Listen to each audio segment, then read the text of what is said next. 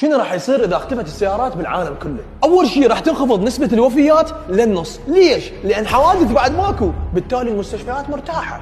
ثاني شيء الناس راح تدور على وسائل نقل اخرى مثل الحصن، يعني بعد ما حد راح يسألك هاي السيارة بيش، هاي السيارة يا موديل، كله هذا بيش الحصان، هاي بيش البعيرة، اقول لك هذا اصيل لو خاف كلك، يقول لك هذا خاف تركي، خاف هذا صيني، يقول لك انت اقول لك هاي المطيه تسقط. وراح نرجع نستخدم البايسكلات اكثر، يعني كله بعد ماكو الجير قام، كله الزنجير فلت، سوي لي زنجيل، ارجع لي البنشر، تاير وزروقه وحط الوان.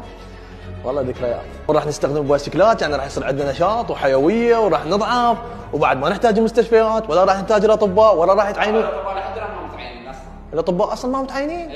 حتى المتعينين راح يفصلوهم. عموما راح تزداد الانشطه، راح تزداد فعاليات، راح نمشي اكثر، راح نركض اكثر، بالتالي راح نخفف عبء على كل المستشفيات. واعتقد راح يزيد استهلاك الاحذيه بصوره مو طبيعيه.